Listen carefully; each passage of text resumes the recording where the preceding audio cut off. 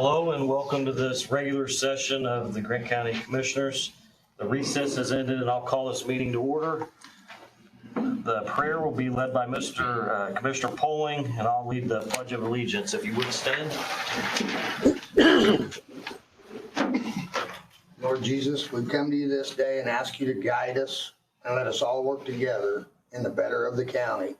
In Jesus' name we pray, amen.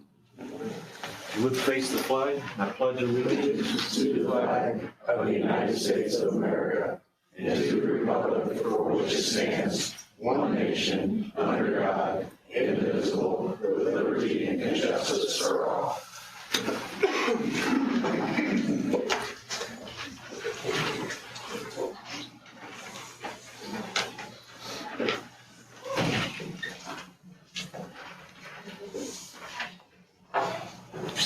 I did have conversation with Commissioner Stewart. He is under the weather today, and so he will not be joining us.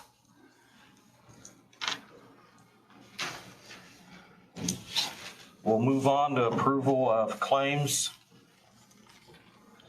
A pre-approval was given 2/21/2025, so we need to ratify that pre-approval. General fund, $115,462.72. Other, $229,242.80. Highway, $31,087.24. Total pre-approval given, $375,792.76. Is there a motion to ratify the pre-approval on the claims dated 2/20/24/25? So moved. I'll second that. All in favor signify by saying aye. Aye. All opposed, same sign. We'll move on to claims dated 3/3/2025. General fund, $116,948.87. Other, $68,429.66. In the highway, $15,598.69. It's a grand total of $200,977.22. Is there a motion to approve the claims dated 3/3/2025? So moved. I have a motion from Commissioner Poling. I'll second that motion to approve the claims dated 3/3/2025. All those in favor signify by saying aye. Aye. Aye. All opposed, same sign. Those claims are approved. We'll move on to payroll. Pre-approval was given 2/26/2025. The pay date was 2/28/2025. The gross amount was $693,613.46. I'd entertain a motion to ratify payroll number 5. So moved. I'll second that. I have a motion from Commissioner Poling, a second from myself to ratify payroll number 5. All those in favor signify by saying aye. Aye. All opposed, same sign. Payroll is ratified and been approved. You should as well receive minutes from our regular session, January the 6th. Executive session, January the 14th. Another executive session, January the 14th.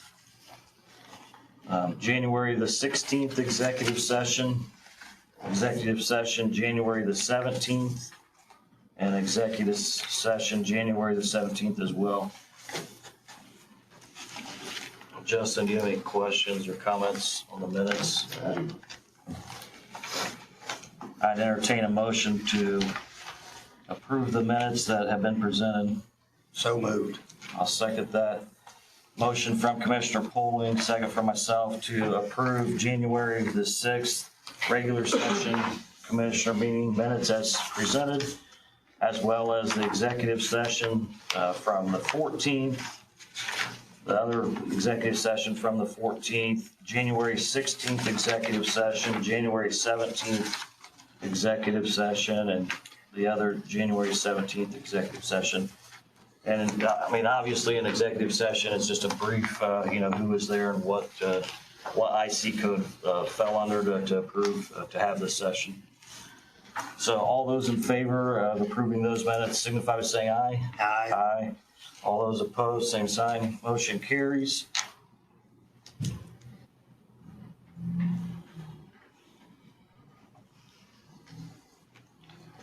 Are there any committee reports, board updates from the elected officials or any special committee?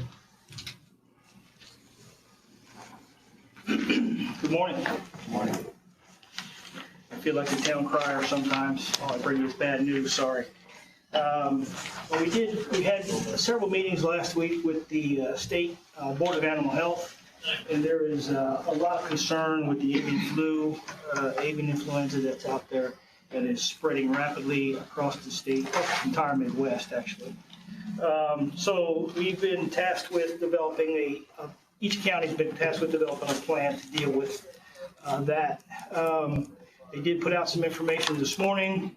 We're going to be posting that on our Facebook page to help people with their local small flocks. We don't have any big poultry operations in Grant County, but we do have some that are nearby that are under quarantine and in some cases had a pretty bad outbreak. So with that said, we know there's concern across the county with the small flocks, so we'll be putting some information out. Encourage people to go there, look at that, and anything that we put out, you're more than happy to share, or we're more than happy to have you share it. So that's forthcoming. So we did have a call with the state on Friday. There again, just emphasizing the extreme nature of and how contagious it truly is. So we're working, doing all we can to at least have a plan. Hopefully we won't have to have a big issue here. So that's all I got for today. Thank you. Appreciate it. Are there any other elected officials? I've seen the council president in the room. Do you have anything from the council? Not at this time. We'll move on to the IT report. Good morning, gentlemen. Morning. Yep, I just have a couple items with me this morning. Basically they are the RFPs to refresh the computer fleet for the entire county. So that includes desktops, monitors, laptops, tablets, and also another separate RFP for the sheriff's department for their rugged laptops that they have in the cars. I gave that to Justin, and he had Mr. Connor Sullivan. He looked at it and everything checked out okay. So we're just looking to get this posted and start having people give us their bids for it so we can get the computers all refreshed. I'm sure if you gentlemen had any other questions or. Are you fine with the proposal due date? Should we extend it longer, or do you think the 21st is sufficient? I mean, I would say it's fine the way it is. I think it was 3 weeks was what I gave them to get us quotes, and then it would be a week for us to grade and rate the RFPs. And we can, then the following commissioner meeting, then we would announce the winner. Are there any questions from the members? Mr. Sullivan, do you have any questions or comments? No, Mr. President, from a legal standpoint, it meets all the requirements you need for notice and to receive the proposal, so no, sir.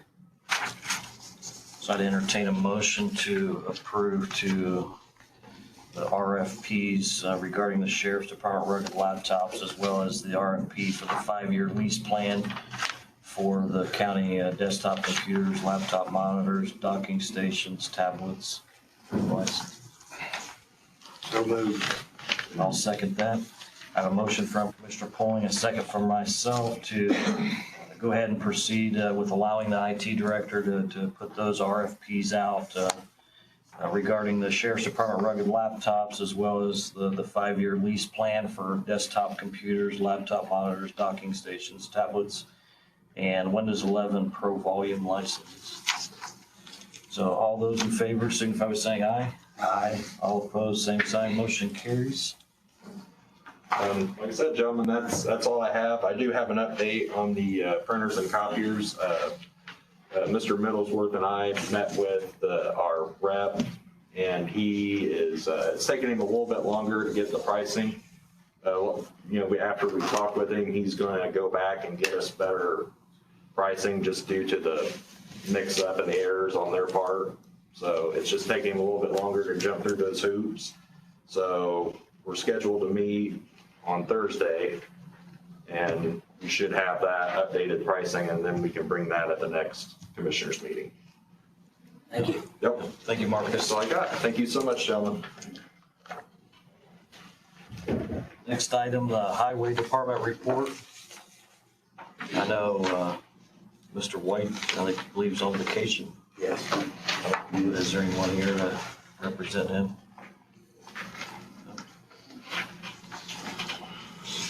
We'll move on to old business. The first item under new business, the professional service agreement with Coonrod.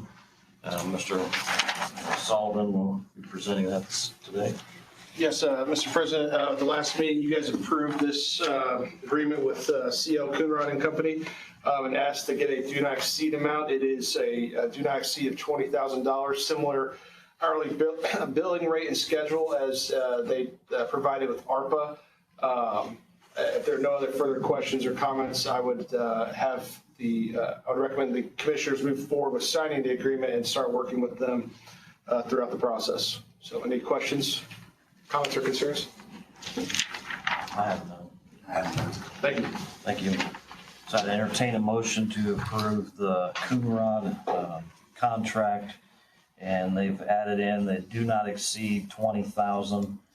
This contract is going to be entered in on behalf of the county of Coonrod to help the treasurer's office get some financial information up to date. If there's no other questions, I'd entertain a motion.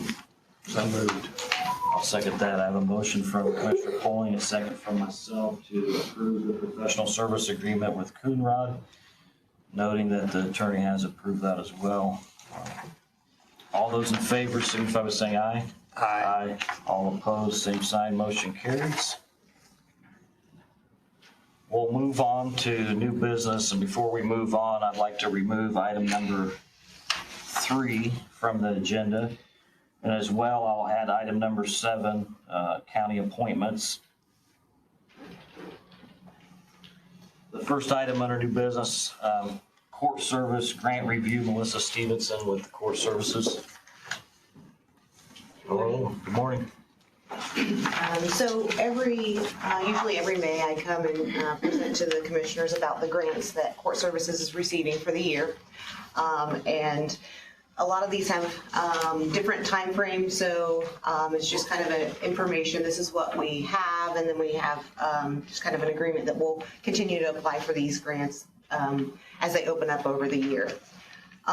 So I'll kind of go through an overview of what the grants are and how much we're receiving this year for those grants. So when we look at probation, we have the pretrial services grant.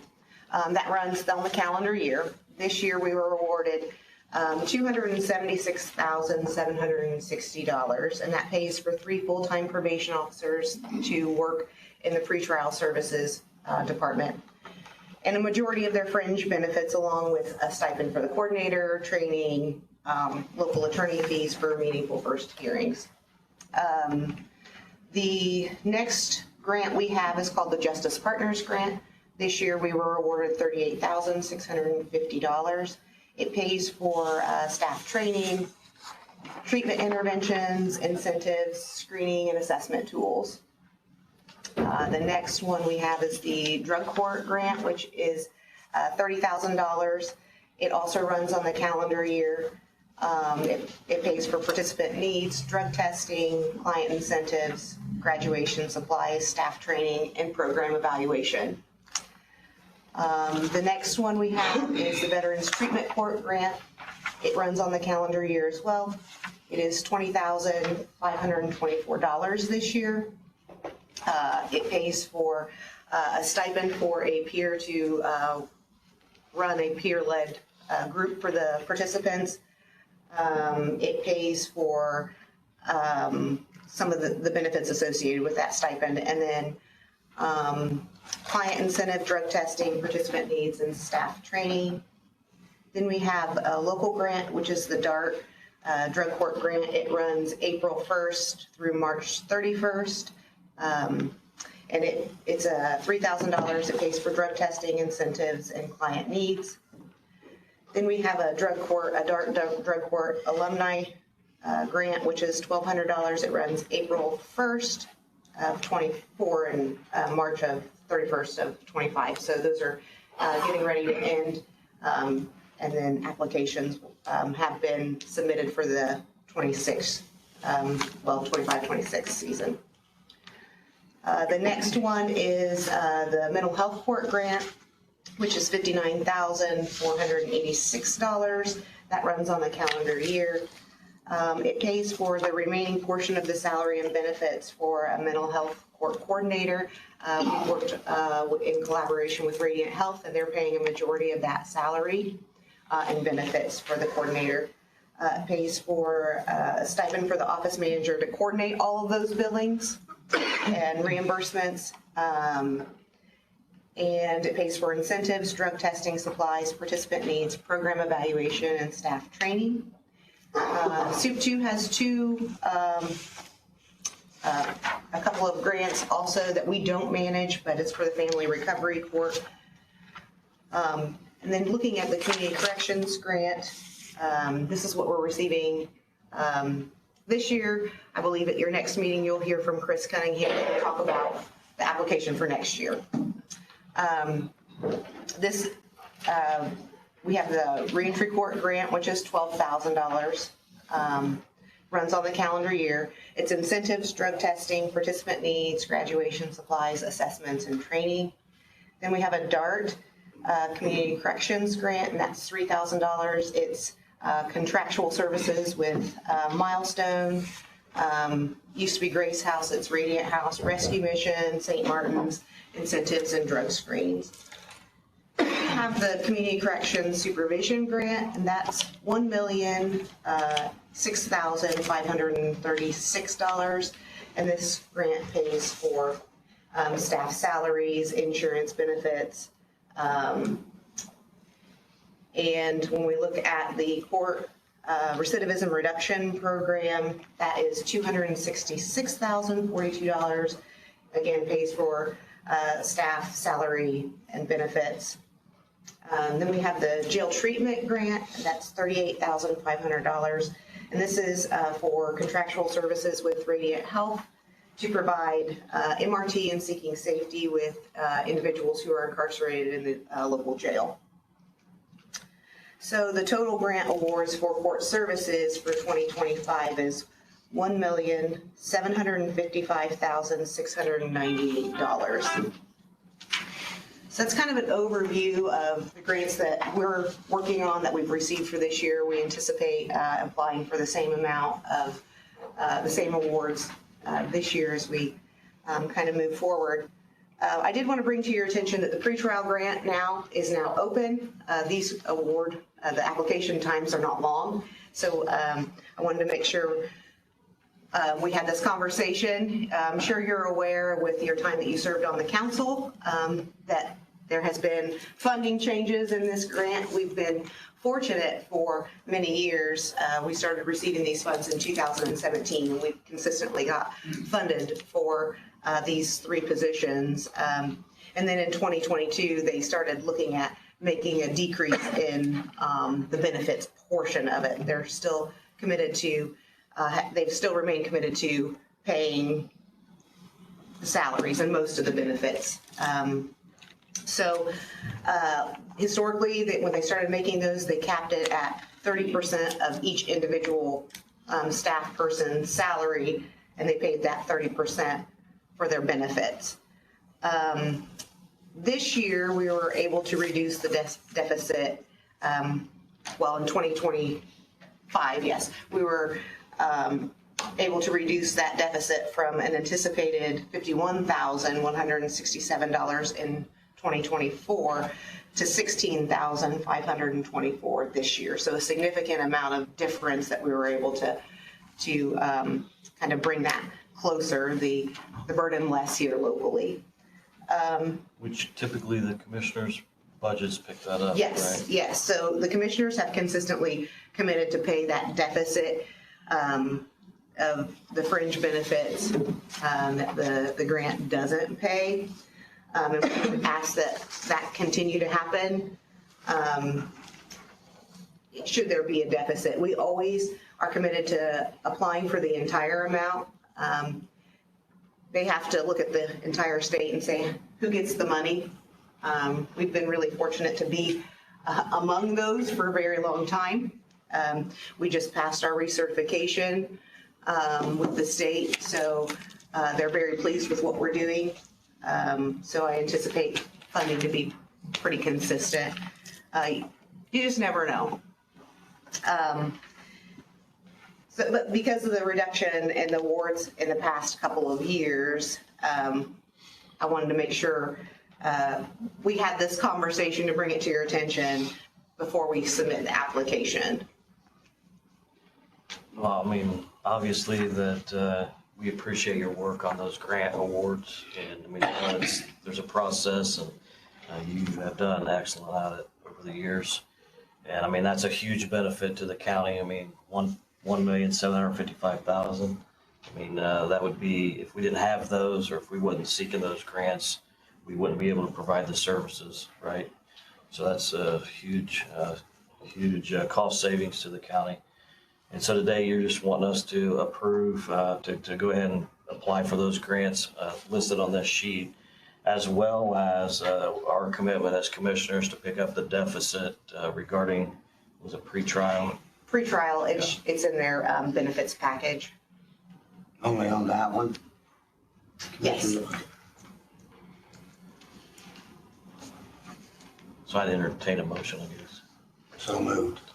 I'll second it. I have a motion from Commissioner Poling, a second from myself to go ahead and approve to go after those grant awards with the court services as listed on the sheet, and that the commissioners will continue to pick up the deficit regarding the salary or the benefits, in the pretrial grant. All those in favor signify by saying aye. Aye.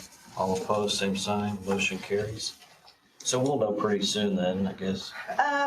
We usually know it varies. Last year we got notified like September, October. So right now it's grant writing season for a lot of the state grants, and so there's a lot of moving parts. So the Department of Corrections is also open for theirs, so they compare, make sure we're not getting double funded.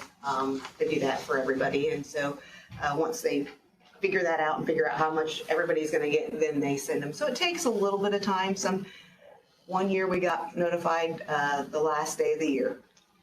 So, And I just ask that you can, I know you will continually to work with the auditor's department to make sure that we're getting all those names correct and what have you. we'll make sure that. Yep, thank you. Thank you.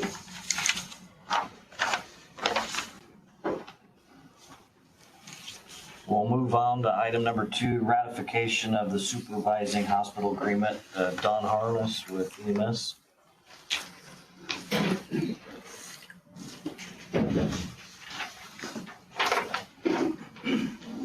Now, this is referring to the contract from the previous meeting.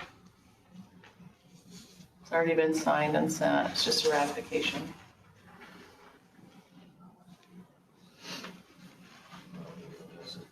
I wasn't here. You were not. So at the last meeting, Commissioner Stewart and Yeah, I think- myself voted to allow me to have the power to sign the contract. Subject to some legal review, which we got that back pretty quick, and I remember correctly, Don, the contract, previous one expired a couple days ago, correct? So that's why there's a time issue to get this. Yeah, Yes. the 28th. So there's no issue with Commissioner Polling approving making a motion to ratify the contract since it was reviewed at the previous meeting and the legal has provided the necessary approval too. There's no issue with that.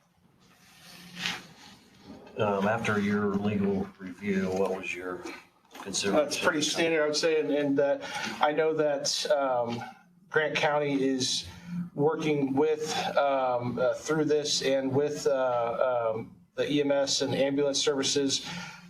This contract does provide the flexibility to terminate with 30-day notice so that if something were to change with how ambulance services were provided by Grant County or altogether just not by Grant County, you would be able to get out of this contract with that. The dollar amount, I believe, is pretty reasonable. I think the services from the medical supervisor comes out to $88 an hour, so I think that's a pretty fair agreement here. But it does provide you the flexibility to change if you need to, but at the same time, you do need this in place in the meantime, and for things to operate as they should be and as they would in normal course of business.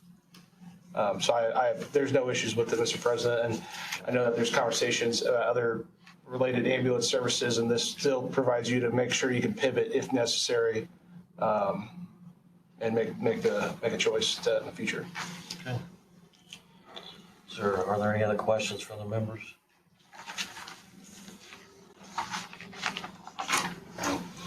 If not, I'd entertain a motion to ratify the supervising hospital agreement between Indiana University Health, Memorial Hospital, and Grant County EMS Services.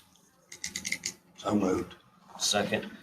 I have a motion from Commissioner Polling, a second from myself to approve the supervising hospital agreement between Indiana University Health, Memorial Hospital, and Grant County Emergency Medical Services. All those in favor signify by saying aye. Aye. Aye. All those opposed, same sign. Motion carries. Thank you. We'll move on to item number 4, State Level Support Committee, Volt Strategies. Today I was just wanting to name the committee. We spoke with the council at the council meeting, and we've come up with a committee, I think, that will move our county agenda forward as far as strategies at the state level. Greg Kitts, Jim McQuirt, myself, Justin Sadolf will be on that committee, and we'll have a work session Friday from 11 to 12 noon. You have anything, Mr. Sullivan, you'd like to add on that? No, sir, I think that's excellent. Let me know if you need my assistance with anything, but otherwise you're in good hands with Volt Strategies. Thank you, sir. Yeah, thank you. We need that in the form of a motion? No, sir, just for information purposes only. Item number 5 under new business, interchange feasibility study, Christopher Keller with BCS Management.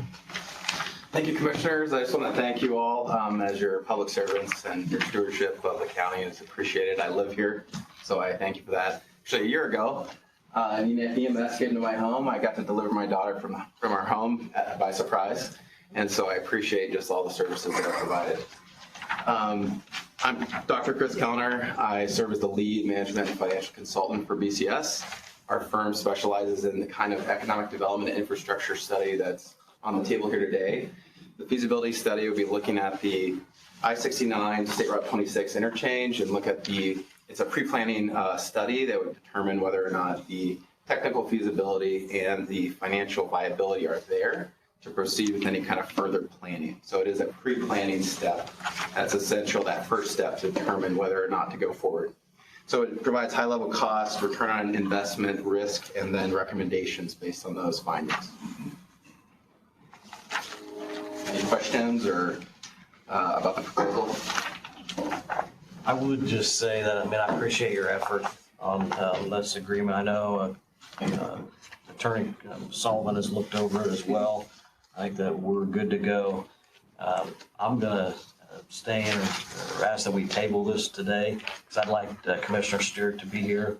I think that it would be wise. That's his district. Right, yeah. That he represents. And this is something that, we're all, I think, would agree to that it's going to be a benefit to the county. I just want him to be here as well so that, he has some ownership in it as well. Absolutely, he's a big stakeholder, so I appreciate that. So that's what I would ask, but, Yeah, Sounds good. me too. Sounds good, thank you. Thank you. so I guess we need a Motion to table? motion to table. Until the next meeting. Make a motion, we table feasibility study. I'll second that. I have a motion from Commissioner Pauling and a second from myself to table the interchange feasibility study with BCS management. We'll put that on the agenda for next meeting. All those in favor signify by saying aye. Aye. All opposed, same sign, motion carries. And obviously, I think it's going to be beneficial to the county in the long run, so I'll put you on the agenda for next meeting. Appreciate you being here, Cruz. Next item under new business, item number 6, tower battery replacement quotes. Kevin Hicks, Central Dispatch. Good morning. Over the course of the last 2 weeks, we had our 3 generators at the tower sites service. It was discovered that the batteries are approaching 4 years old and are due for replacement. Without the batteries, the generators will not fire properly. 2 of the 3 generators did have a error for crank circuit, which is indicative of the low battery. So before you have 3 proposals, 1 for each tower. The total for those 3 is $1,246.98. When I first got the proposals, they were $600 a piece, and I told them that I wasn't paying that much for this service. I did talk with Mr. Jackson about the service, and he did reach out to some of his acquaintances who are in the generator business, and he said that's pretty standard price for what they offer. And he said he's also not able to do that because he doesn't service our line of generators, so it has to be somebody who deals with industrial power. So the total cost is $1,246.98. Yes, Is that correct? and that's travel to and from Fort Wayne, and then a half-hour labor for each battery that they install. And the battery, I think, are $174 a piece. I know maybe the last commissioners approved the maintenance agreement as far as oil changes and service, correct? And that's So that was actually approved late '24. the only thing that I would ask moving forward is like, if we do approve this contract, that one of the guys from the highway, maybe, the mechanic at the highway department, if we could, overwatch this, that way that, if we do have any issues, we could do it ourselves or keep the money in-house. Absolutely. So maybe that'd be something you could coordinate with the highway. Yes.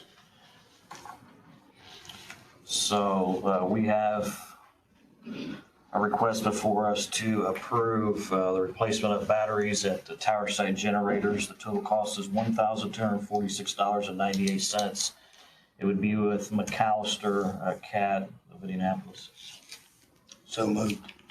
A second. I have a motion from Commissioner Pauling, a second from myself to approve the Central Dispatch Director, Mr. Hicks, to go ahead and approve McAllister CAT to repair or replace those batteries at the tower sites. The total amount is $1,246.98. All those in favor signify by saying aye. Aye. All opposed, same sign. Motion carries. Thank you, and just so you guys know, there were no other issues indicated on their preventive maintenance. We're in good shape. Thank you. Who's signing for this? Are you Kevin or? What's up for it? I can't.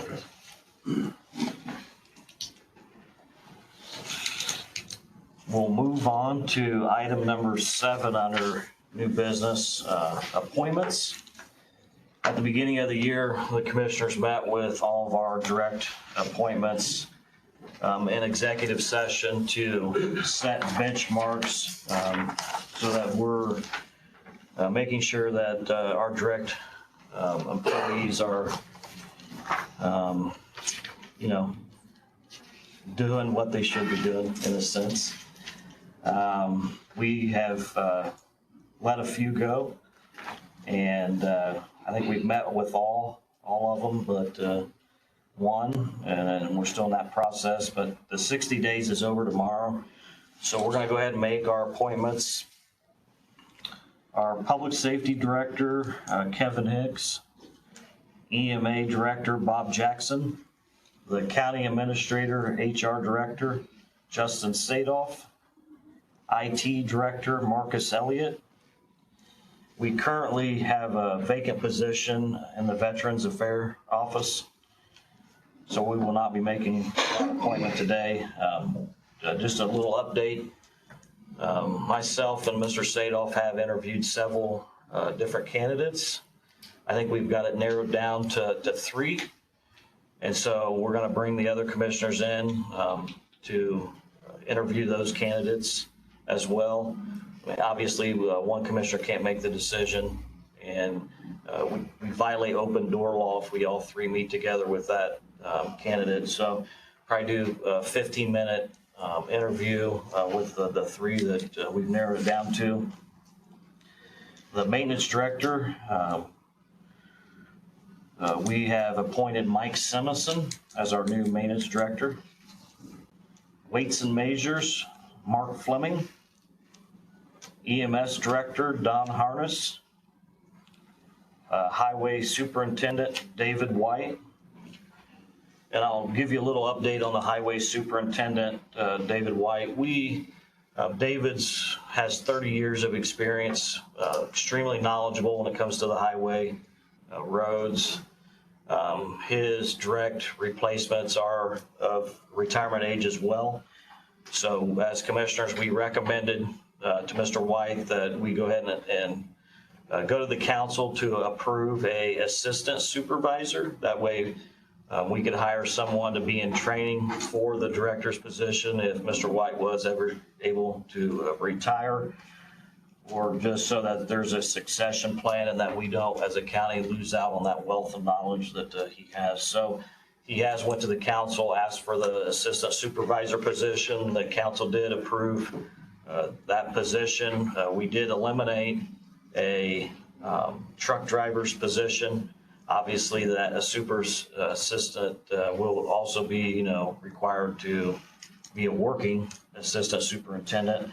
So he will be in a truck, so I don't think there's any loss there. But just something to note that we're trying to plan ahead. I mean, as commissioners freshly in the office, a lot of our departments don't have succession plans, and it really puts us in a bind when there's no young leadership that's being in training. So that's something that we're working on as far as cross training and just making sure that there are some type of a plan in place. Obviously, moving on to county attorney, we did approve Mr. Connor Sullivan as the county's attorney, and we did approve Mr. Harker, Marty Harker, as the local attorney. You gentlemen have anything you'd like to add? Thank you for the appointment, commissioners. We appreciate it and look forward to keep working with you. And the process you guys have undergone the last 60 days, I think will help set you guys up to make sure that directors know what's expected from them and what they can expect from you guys. So it's good progress. It's been a busy 60 days, I know. So congratulations and thank you. Thank you. You as well. Thank you, Marty. Commissioner Pulling, do you have anything else you'd like to add? Thank you very much. Summed it up. Mr. Sadoff, do you have anything else for new business? Not this time. Donovan? Nope. Okay, we'll move on to public comment. I'll open the floor for public comment. I'll allow 2 minutes per individual. State your name and your home address and come to the podium.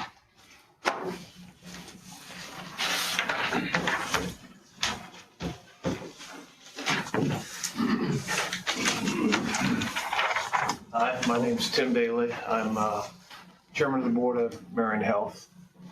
And I want to speak to a little bit about Marion Health. And first of all, I think sometimes rumors for years and years of Marion Health have been pretty tough. And we probably deserved those years ago. But under our new administration, in the last 10 years, Marion Health is now a 5-star hospital, which is one of 6% of hospitals in Indiana. We are also a quality A+ rated hospital. Again, one of 6% of the hospitals in Indiana have that rating. And that's extremely important what And when our current CEO came in, we were an F-rated hospital for quality. And so it's changed tremendously. And some of the things that we have done as a hospital, burn center, we've, Da Vinci 5s. Da Vinci 5's a robotics. There is 3 of them in the state of Indiana, and we have 2 of them.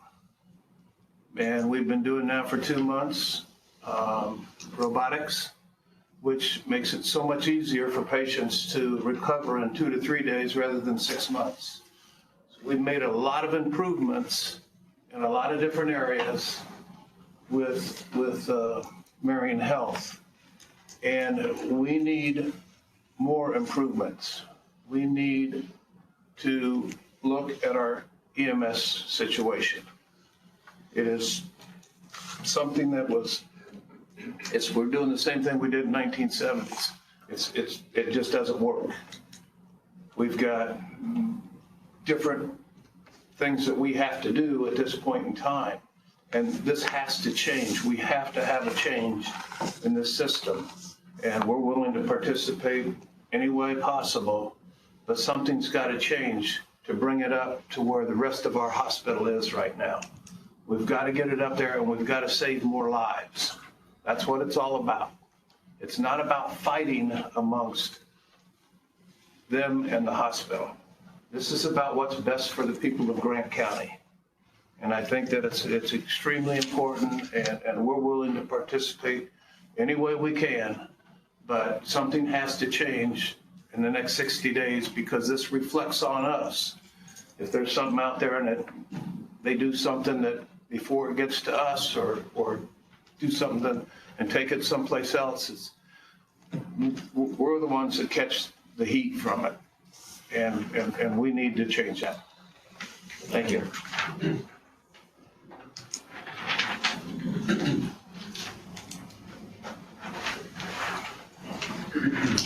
I'm Dr. Stephen Keller. I'm the Medical Director of the Emergency Department and EMS Services at Marion Health.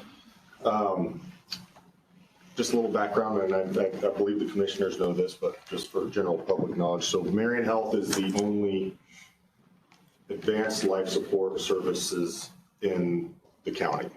Grant County EMS does provide basic life support, both very important functions.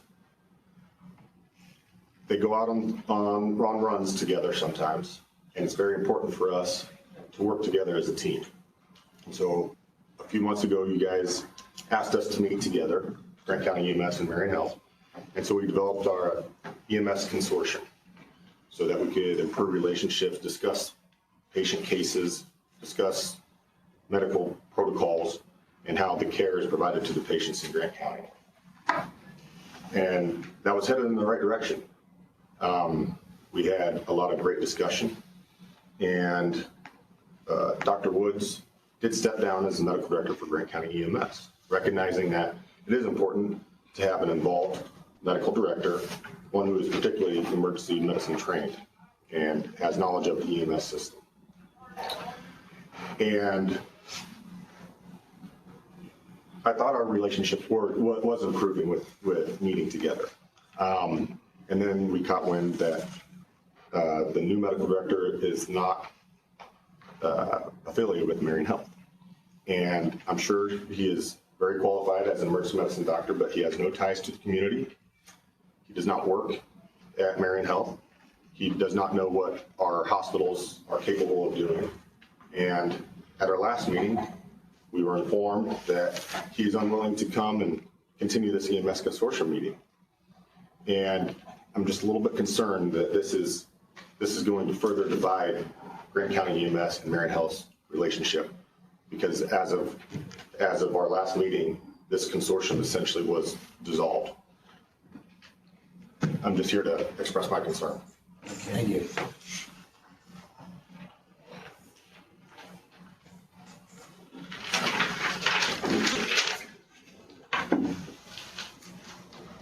Good morning, Stephanie Hilton-Subert, and I'm the president and CEO at Marion Health.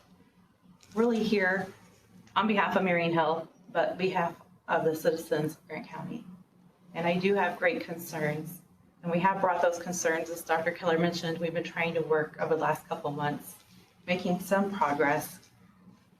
But I guess it's hard today. Really would like to understand why, as we were moving forward, why Marion Health was not even considered to be the supervising hospital. We didn't even know that that was happening. And to not be asked to be a part of it, this is our community. We served over 8,400 runs this last year. And whenever I see my EMS crew, and I appreciate them being here, I appreciate Grant County EMS, I appreciate the volunteers in our county. We need everyone working together. But with some of the situations that are coming into our emergency room and have providers that are concerned, I have to be a voice for them, because it's very challenging when you have someone come in when you know you could have provided advanced life support in the field and they're not being able to do that. So we're just concerned moving forward. As Dr. Keller mentioned, we want to be part of the solution, whatever that is. And we want to be able to be at the table because we are the ones that are providing the majority of the service currently. So we would ask that there is some type of change within the next 60 days in order for us to continue to participate in the services. Thank you for your time. Thank you for your commitment and your service to Grant County. Thank you. Thank you.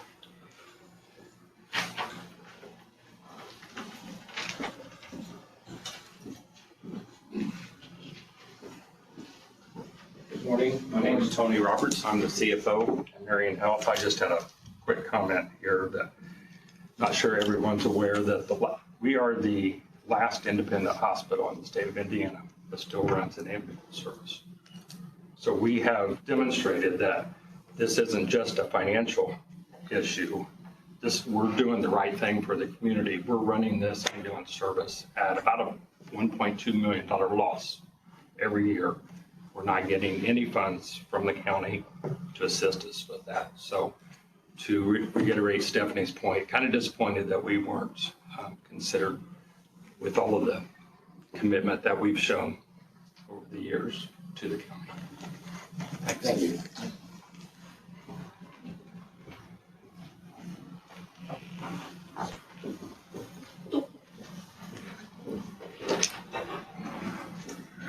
Good morning. My name is Sarah Seward, and I serve as the risk manager for Marion Health. I'm also a member of the Grant County Health Board, and I'm also a rural community citizen of Grant County. And so for me, there's a variety of reasons that this is an important topic for us.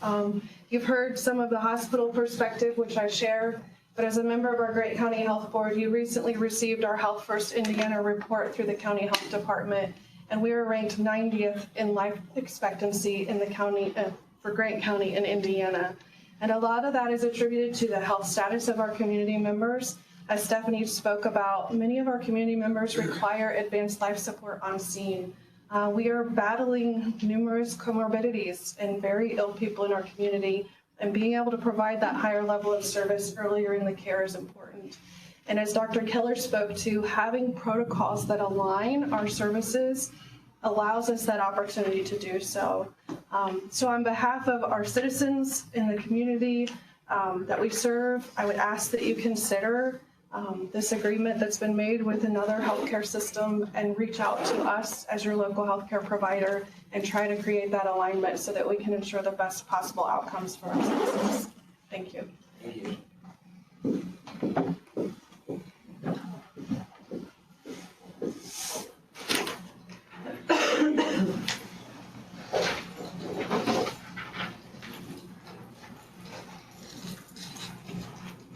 Karen Jones, 5500 North Lakeshore Drive, Muncie, Indiana.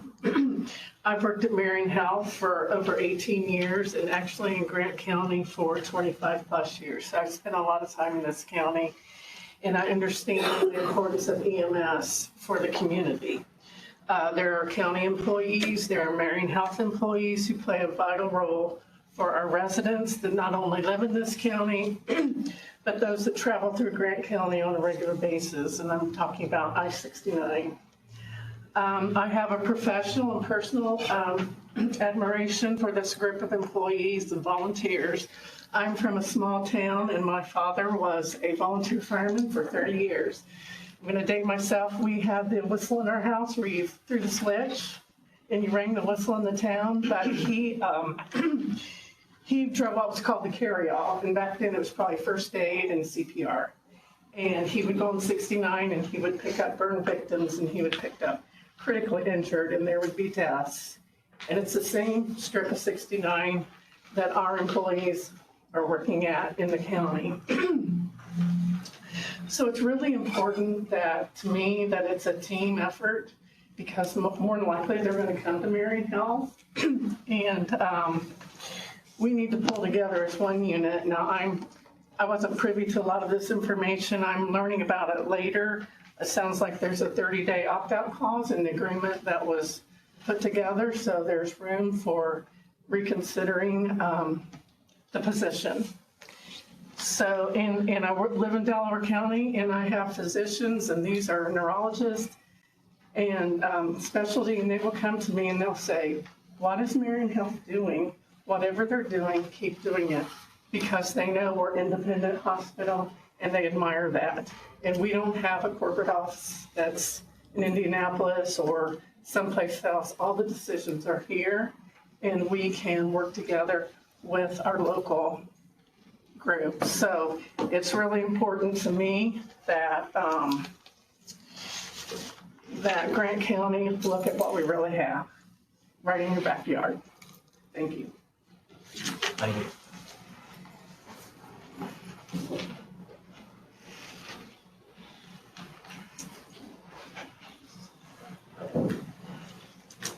Hello, I'm Gail Elbert. I'm a director for Family Birthing Center and Pediatrics at Marion Health. And just as Christopher Kellner had mentioned, using an EMS service for his daughter when something happened, you want that to come from people in our own backyard when we have those services available. To be looking outside of our county to take care of our people, that doesn't seem appropriate. It seems that we would want to take care of ours. Thank you.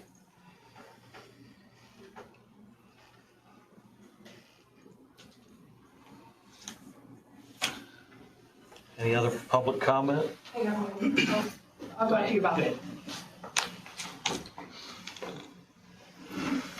I'm always the bold one. I'm Cindy Future. I'm the Chief Nursing Officer at Marion Health, and probably the longest longevity. I've been there 44 years, so I've been through a lot with different changes and things. But I think if you've heard from our team, there's no agenda here other than this community. It's not me, it's not Stephanie, it's not the money. It's serving the people. And that's why we're here. This team, they forego their meetings this morning to be here to support you and us and EMS to make a decision to serve this county. So thank you. And can I just add, East has been incredibly busy and incredibly successful. And I talked to David today. We're doing close to 70 runs just from East to Maine every week. Because people that are out there, I called it wrong. I said it'd be more like an urgent care, but it's not. It's very high level patients that we have seen that we made a difference. And the lives that Sarah talked about, we're saving them. But we've got to be able to do it with the right tools. So thank you. Thank you. Bob Jackson, Grant County Emergency Management. So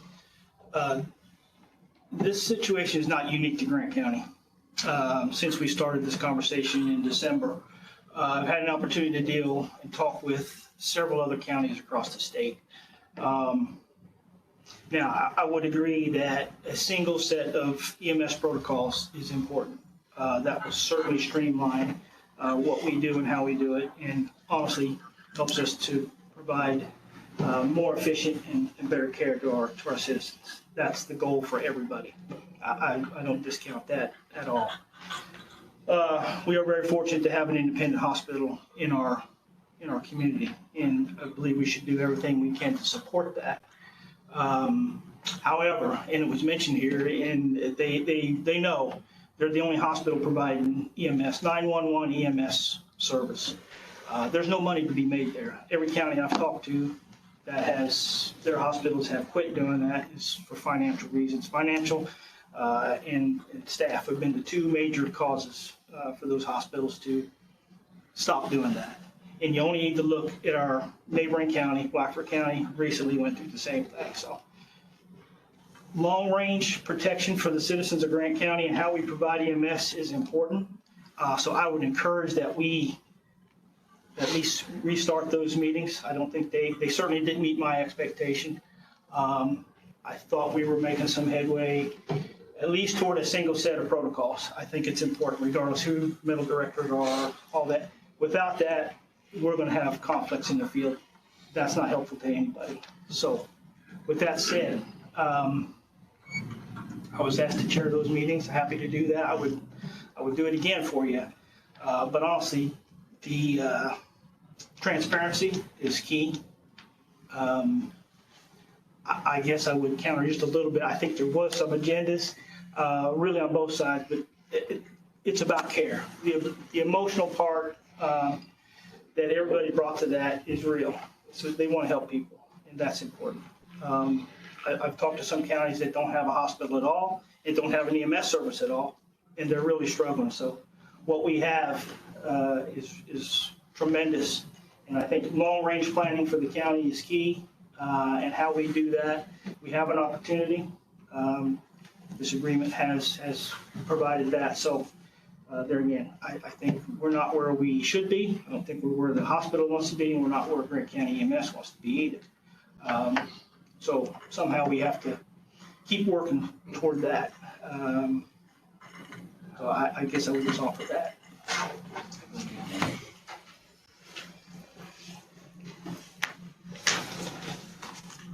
Any other public comments?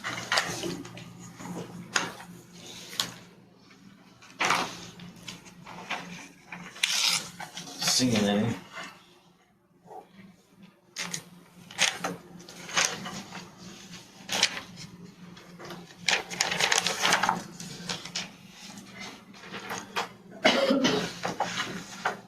Our next meeting is the 17th, correct?